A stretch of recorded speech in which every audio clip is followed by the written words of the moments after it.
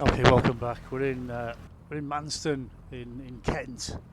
Okay, and a lot of pilots they worry when they're learning to fly about engine failures and having to glide and emergency landings. It's something that you really have to be aware of and practice all the time, all the time. When I'm coming into land normally, I will practice an engine off landing all the way in if I can. So if I have to put a little bit of power in at the end to get the aircraft down safely, then I've failed really in my little endeavour. Okay, so this is a bog standard. It's one of the best aeroplanes in the world actually. It's the Cessna 172. You'll see these many flying skulls.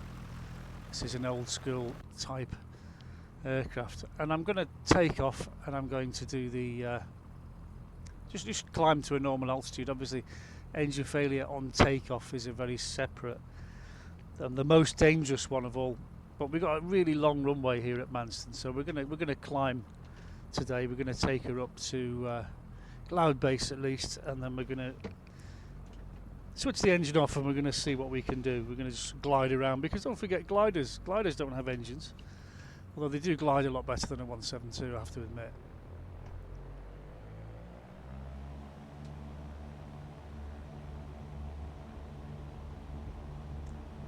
So we've got no flaps, and we're actually waiting to get into the green arc. There we are, back pressure, and we just lift off, nice and easy.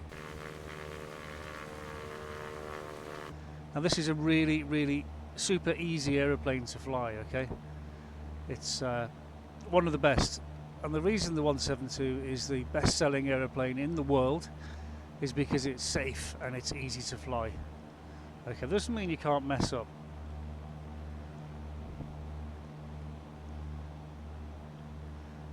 Now we're climbing at 70 knots, we're straight ahead from the field, and we're just going to climb up to Cloud Base and see what the Cloud Base is doing today.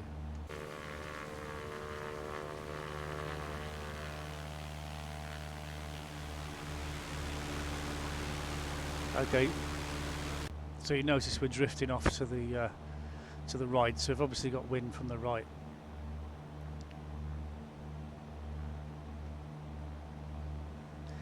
And the wind, as you know, can blow at in different directions, at different speeds, at different altitudes. So we've lowered the nose now, the speed's going to go up and we can bring the power back. We're out of the white arc, we haven't got any flaps. So we're looking at our RPM gauge, which is down there. Just zoom in on that, I'll show you that. That's this one. So we want it in the bottom of the green arc really in the cruise.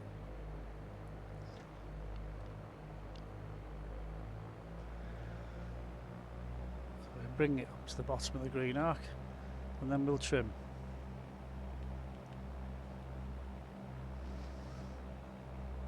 There we are.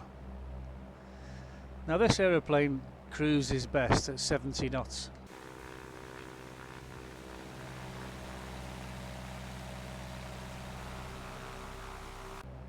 And that's with the flaps up. So if we were to have let's just simulate an engine failure now. I'll just bring the engine back to idle. What I would do is I'd lower the nose, maintain 70 knots. There we go, 70. Don't let it get to 80. So I'll raise the nose if it starts to watch that airspeed all the time. Keep it at 70 because that's your best speed. Now luckily at Manston we've got an enormous great long runway.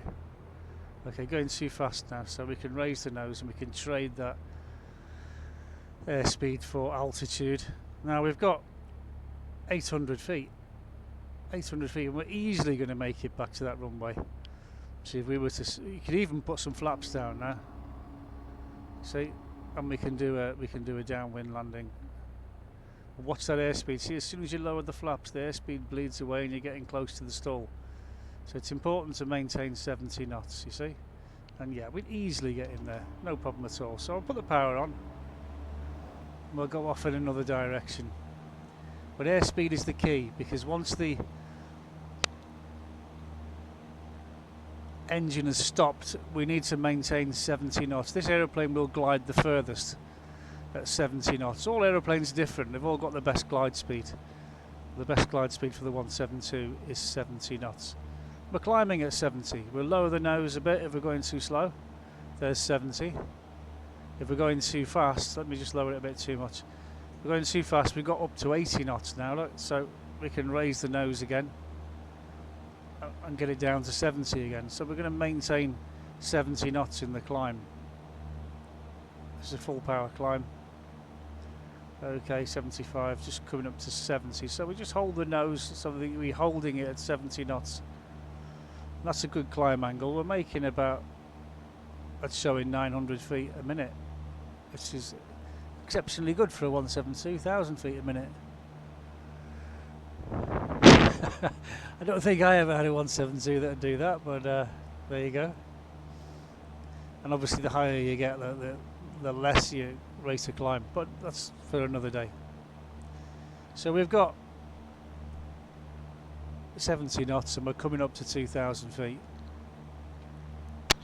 And we're going to see how far we can glide from 2,000 feet. Okay, there's 2,000 feet. Lower the nose. Engine RPM to the bottom of the green. Sort of got Ramsgate. Where's Ramsgate? There it is. There's Ramsgate. Okay. So we'll fail the engine. We'll lower the nose just a bit. See where we are. Get away from the cloud. And we're going to bring the aeroplane around.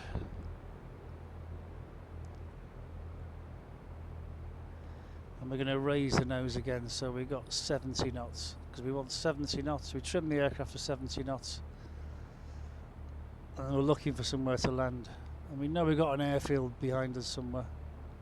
There it is. So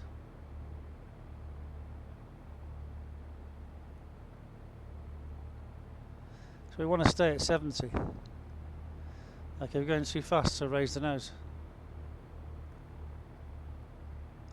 If this was a Spitfire, I'd say 100 minimum. I don't know what the best glide speed is of a Spitfire, but I'd guess 100, 110. You'd have to look in the pilot's operating handbook. Cessna 172, it's 70. Look, there you go. There's your runway.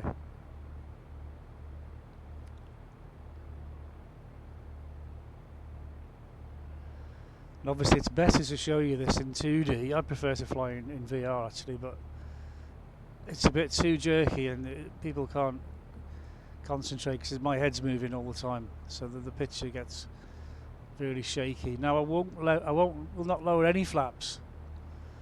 Okay, nothing until I'm 100% happy that I'm going to make it to the runway.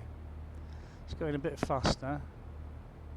I'm happy I'm going to make it, so I'm going to put one stage in. Flaps are not brakes, okay? They alter the angle of attack. Got 70. 70's bang on there. We're good. We're happy with that. We don't want to push the nose down because our speed will increase. We want to keep it at 70 all the way, and I can have another stage of flaps now. Because again, I'm happy I'm going to make that.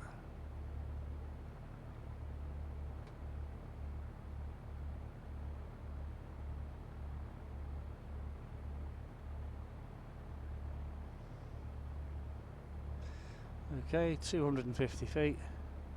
Still at 70 knots. So that's the main tool when you're coming into land, is the airspeed indicator. Okay, I'm going to land with that flap setting. No problem. And we round out just before we hit the runway, and we keep the nose up. We keep the nose up, and you got that stall warner sound just before you touch down, which is good because that means the aircraft is flying as slow as it can when you touch down on the ground, and that's what you want. That's perfect. If you get that stall warner just before, moments before touchdown, that's great. You don't want it a minute before touchdown because that'd be bad. So it means your aircraft is about to stop flying. We want to land at the safest speed possible. So there you go. There's a quick lesson in gliding in the 172. It's a great aeroplane, it's really good. I mean, if anyone wants to learn to fly an aeroplane, I would 100% recommend this one. It is the best aeroplane in the world to learn to fly. People would normally start off in the 152, which is a two-seater version of this. So they get most of the bouncing out the way when they're coming into land, and then move on to the 172, which is a four-seater. If we look around, there's our back seats. It's the same as a car, really, in a lot of ways. It really is, and it is the most popular aeroplane in the world for a reason. Thanks for watching, and I'll look forward to seeing you in the next video.